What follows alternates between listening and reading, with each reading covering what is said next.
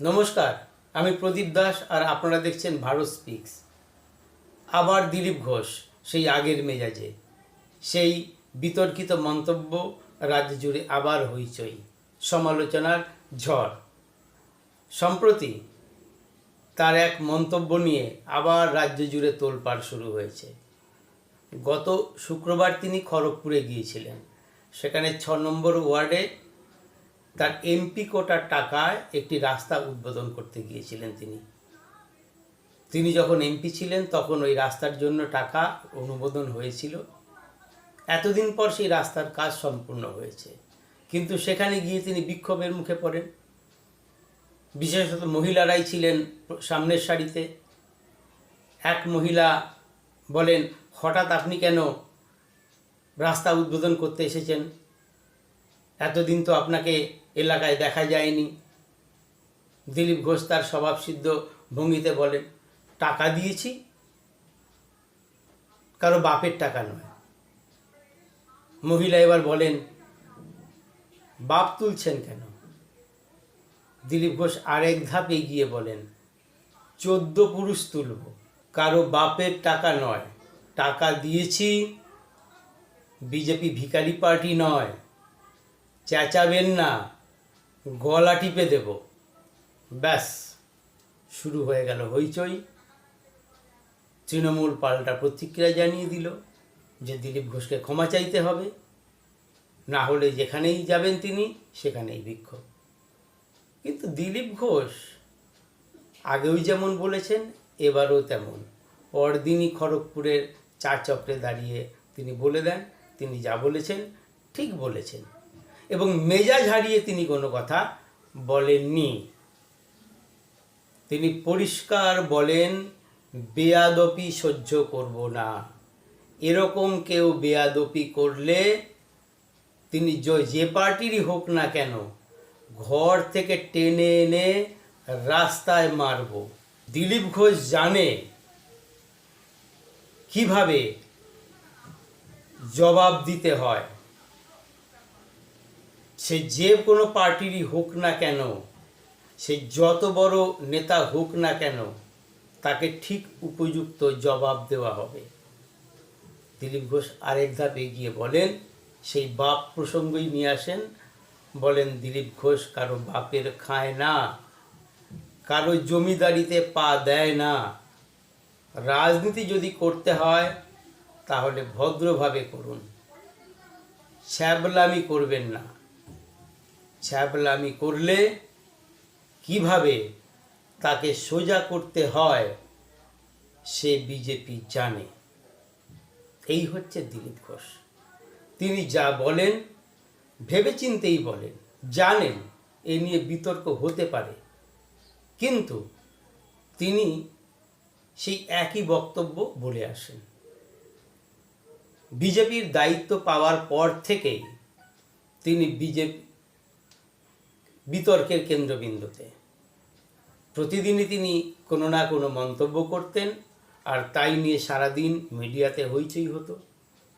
Media সমালোচনা করে তার বক্তব্য দেখালেও আসলে তারা জানতো দিলীপ ঘোষের এই বক্তব্য সাধারণ মানুষ নিচ্ছে, তারা সাধারণ মানুষ শুনছে, তাই সারাদিনই দিলীপ ঘোষের বক্তব্য শোনানো হতো।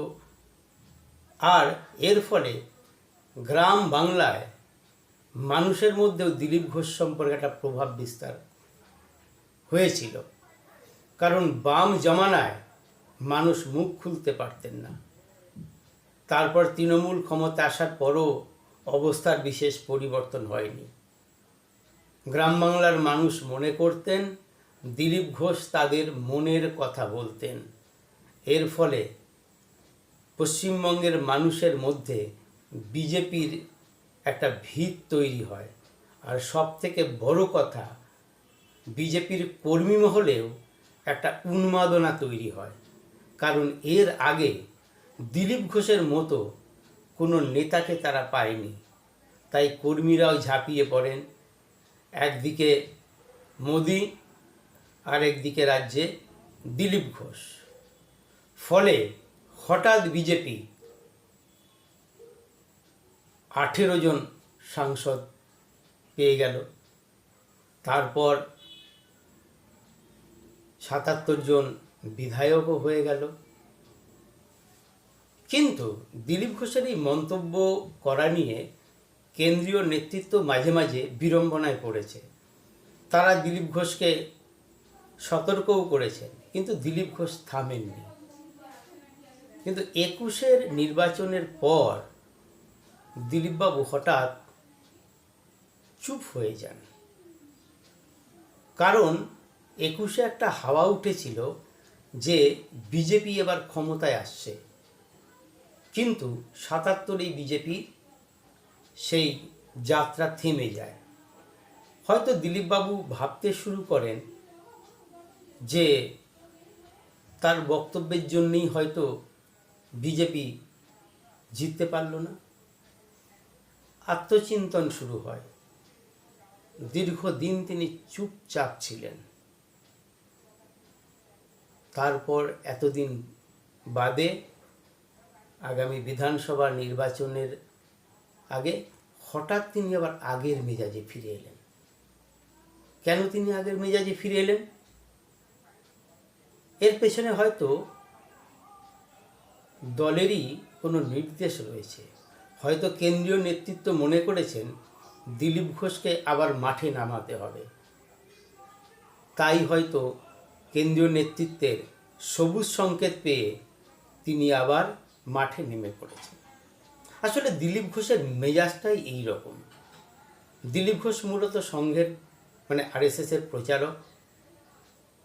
তার ঘনিষ্ঠ মহলে থেকে শুনেছি দিলীপ ঘোষ যখন ট্রেনিং ক্যাম্পে থাকতেন, আরএসএস যে ট্রেনিং ক্যাম্প হয় স্বয়ংসেবকদের, সেখানে তিনি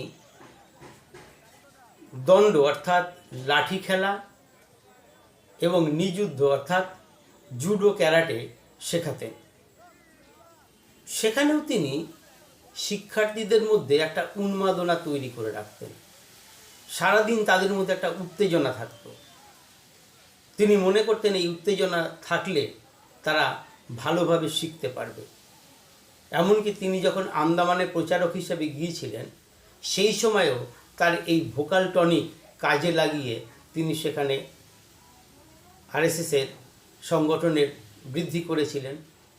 আর বিজেপিতে এসেও তিনি সেই একই ভোকাল টনিক দেন এবং সেই ভোকাল টনিকে হাতে নাতে ফলও পাওয়া যায়। কিন্তু দিলীপ ঘোষ চুপচাপ হয়ে যাওয়ার পর বিজেপির তেমন আর কোনো বৃদ্ধি হয়নি। তাই হয়তো কেন্দ্রীয় নেতৃত্ব তাকে আবার মাঠে নামার সবুজ সংকেত দিয়েছেন। এ প্রসঙ্গে একটা কথা বলে রাখি, দিলীপ ঘোষ যখন বিভিন্ন রকম মন্তব্য করতেন, কখনো বলতেন মাটির ৭ হাত তলায় পুঁতে দেব, কখনো বলেছেন গরুর দুধেও সোনা পাওয়া যায়, সেই সময় যাদবপুর বিশ্ববিদ্যালয়ের এক ফ্যাকাল্টির সঙ্গে তিনি আলোচনায় বসেছিলেন। তিনি কথা প্রসঙ্গে বলেন, আচ্ছা দিলীপদা, আপনি কেন এরকম বিতর্কিত মন্তব্য করেন? দিলীপবাবু তখন বলেছিলেন, আপনারা তো কলতলায় ঝগড়া করে এমন একজন মহিলাকে রাজ্যের মুখ্যমন্ত্রী পদে বসিয়েছেন, তা আমি তার থেকে কি খারাপ বলছি বলুন তো? আসলে দিলীপ ঘোষ নিজেই বলেন তিনি রাজনীতির ভাষাটা জানেন, তিনি গ্রাম বাংলার মানুষের ভাষা বোঝেন, তাই তিনি সেইভাবেই কথা বলতেন, যার জন্যে তার সময় গ্রাম বাংলাতেই বিজেপির সব থেকে বিস্তার হয়েছিল। এবার ভোটের মুখে তাই বিজেপির কেন্দ্রীয় নেতৃত্ব হয়তো তাকে আবার মাঠে নামার কথা বলেছেন আর তিনি মাঠে নেমে পড়েছেন। দিলীপ ঘোষ একটা কথা বলেন, মেজাজটাই সব, মেজাজটাই হলো রাজা। তাই আবার দিলীপ ঘোষ তার সেই আগের মেজাজেই ফিরে এসেছেন। নমস্কার।